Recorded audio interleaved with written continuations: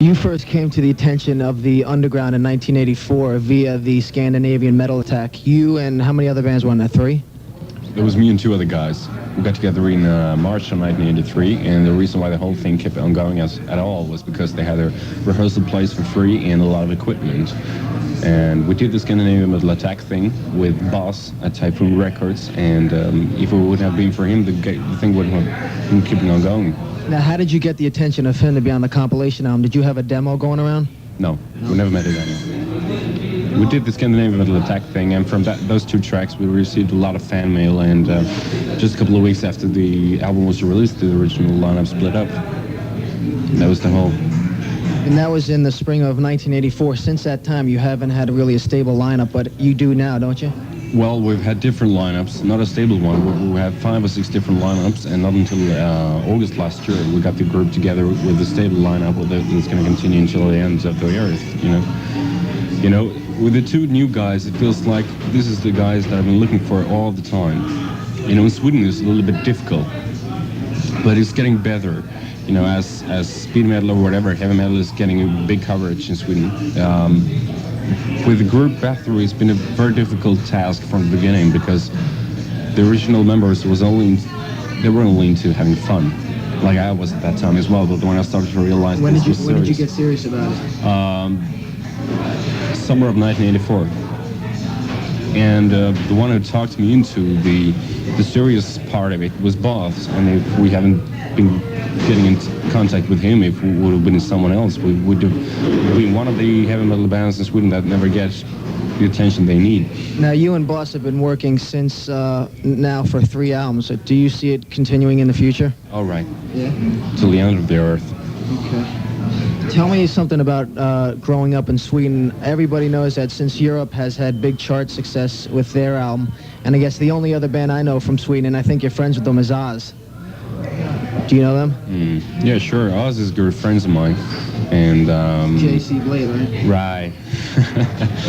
Right. Well, in Sweden it's difficult because there's 2 ways for a rock musician. Either it goes off and play rock star during the weekends, and during the ordinary days of the week it goes off and do his car work or whatever, taxi driver or cleaning dishes or whatever, you know. And there's another way. You bet for the professional band group and you get a record deal, which is very hard if you're not good enough, or if there's something wrong with the record business in Sweden. I don't know. I mean, we were very lucky. We got into contact with Boss right away.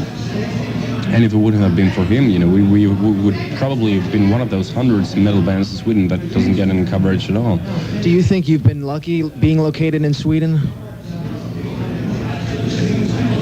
I gotta answer that question by saying that for myself personally, it's like if I would have been born grew up here in New York, it would have been totally different. I want to keep the Swedish anonymity, you know, being on the other side of the globe and the typical Scandinavian mentality or whatever.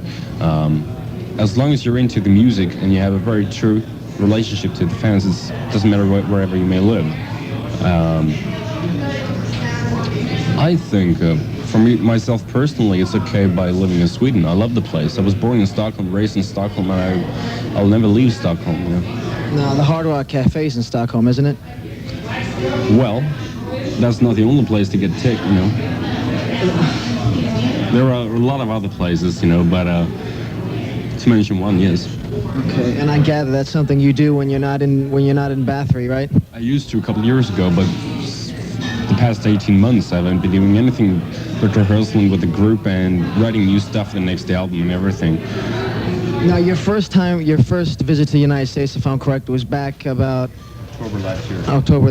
You were at Lemoore. What'd you think? That was your first time at Lemoore, and Lemoore is sort of the big place for heavy metal in New York. What did you think of it?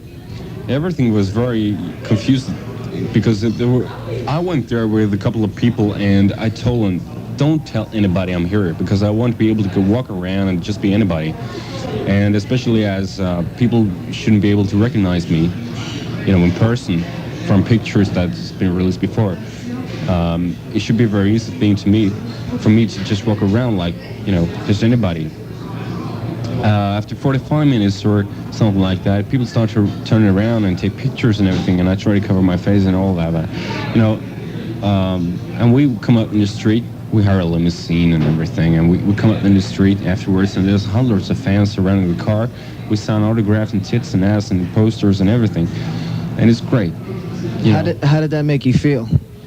I mean, was it good getting there? Before, you only had contact through letters with fans, which is as important as having a clear perspective of what kind of people is buying your records.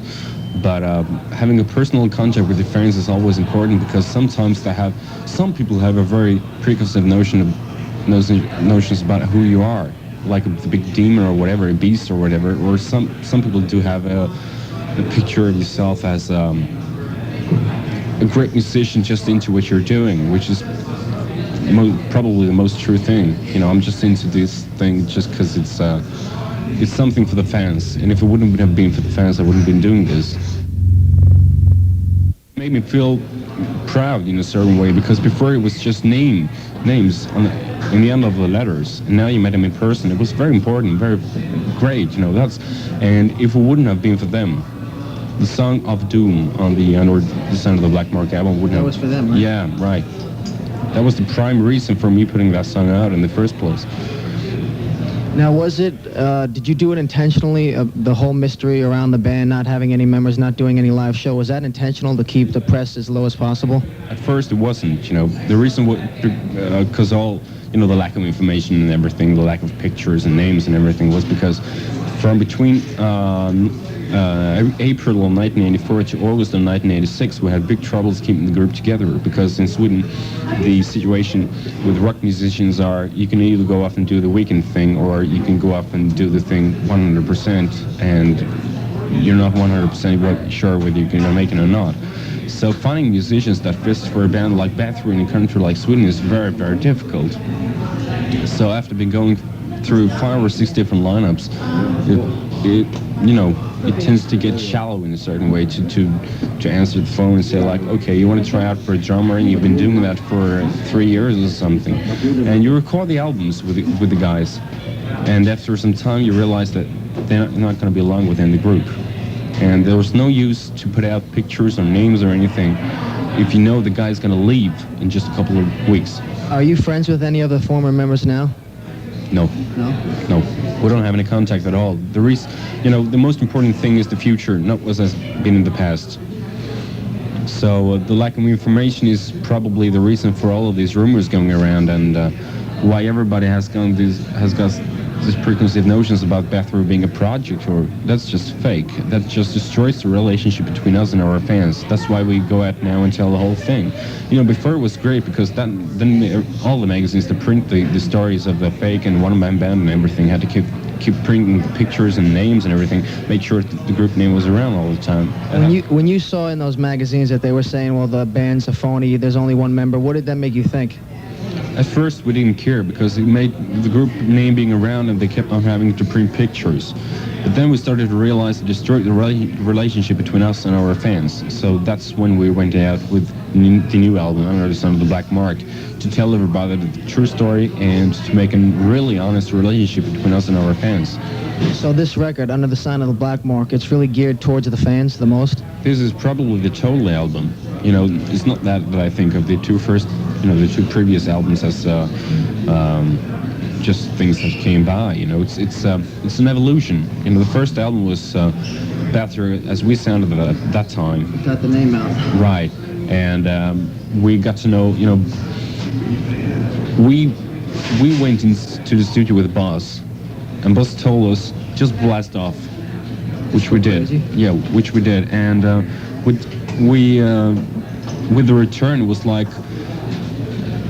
it was much, I took too much responsibility on my shoulders. It was like, I was influenced by different things, and it was probably the reason why the album turned out a little bit different and wicked was because we were totally drunk during the recording, and we were totally into the dark side of life. And the third album shows a new side of us, where we try new things like keyboards, and I sing a little bit different, and I even do leads in every song, I think. Is it fair to say, do you think this is a fair assessment to say that the second album, The Return, was overlooked? Because Because I didn't hear that. I mean, there was press on it, but not as much as the latest one. Well, I think people are being influenced by what they read. If someone writes and says that The Return is not as good as the first album, everybody considers the first album to be a classical one. As far as I'm concerned, as me being a musician who's been writing this stuff and playing guitar and singing, it's different. I feel for all the tracks, otherwise I wouldn't have recorded them. And I feel for all the albums and releases and everything, but I can't say that one album is weaker than another album, because at that time it sounded like that. So if anybody says that The Return is weaker than any of the other album that we've been put out, it's either he thinks that himself personally, that's his personal opinion, or he's been reading that in magazines. How come The Return was out in the United States on Combat, and then you broke that off? How come the latest album, was that just a one-album deal with Combat in the States? Business is business, and you want to make it smooth as possible. Huh? As smooth as possible, and we got new Renaissance records right now, and we're sure as hell going to get things right with them. Now, the new Renaissance album is going to be out this week, Jeannie? Yes, it'll be out officially on Friday. Okay. Now, Elizabeth Bathory, the theme of the new album, can you tell us about her? She was a real character? The theme of the new album? Yeah. Well, you dedicate the album to Elizabeth Bathory. No, we dedicated a song to Elizabeth Bathory, a song called Woman of Dark Desires. That was a result of everybody asking us why the name Bathory. And was it because of the Venom song Countess Bathory and everything? And I told everybody, and after a couple of years it tends to become a boring thing to try to explain to everybody that her name was never Countess Bathory. Her name was Elizabeth Bathory. She was born in Hungary a couple of hundred years ago, and she married Count Nadashti. And when marrying someone, you get the guy's name, last name, right? Mm-hmm. So she was Countess Nadashti, and never Countess Bathory. So that's wrong from Venom's side. Never mind. We dedicated the song "One of Dr. Sires" to Elizabeth Bathory, mainly because everybody asking us why the name Bathory, and because they wanted to know more about Elizabeth Bathory. Well, why don't you answer a couple questions now? Why did you pick the name Bathory?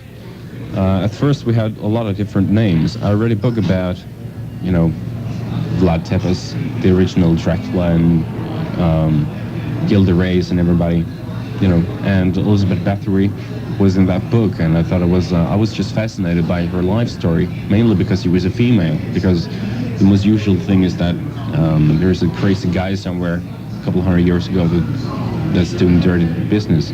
This was a female, and she was doing it the female way.